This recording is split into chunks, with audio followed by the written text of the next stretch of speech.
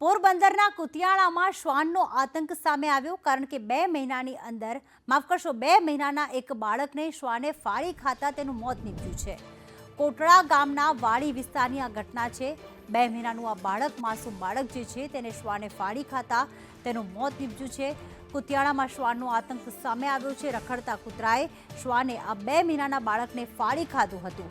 કુતિયાણાના કોટડા ગામે વાડી વિસ્તારમાં રહેતા પરપ્રાંતીય મજૂરનું જે 2 મહિનાનું બાળક છે તે શ્વાનના કરડવાથી તેના ફાડી ખાવાથી તેનું મોત નીપજ્યું છે।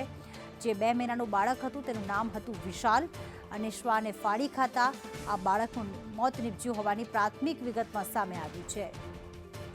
નાગેશ અમારી સાથે જોડાઈ ગયા છે।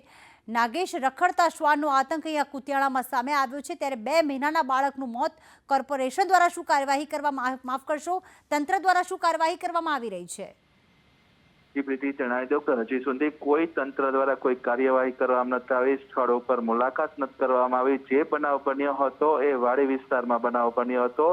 અગાઉ પણ કુતિયાણા શહેરની અંદર 14 જેટલા વ્યક્તિઓને કૂતરું કરવાને કારણે પોરબંદર અને ઉપલેટા જેવા હોસ્પિટલમાં દાખલ કરવામાં આવ્યા હતા।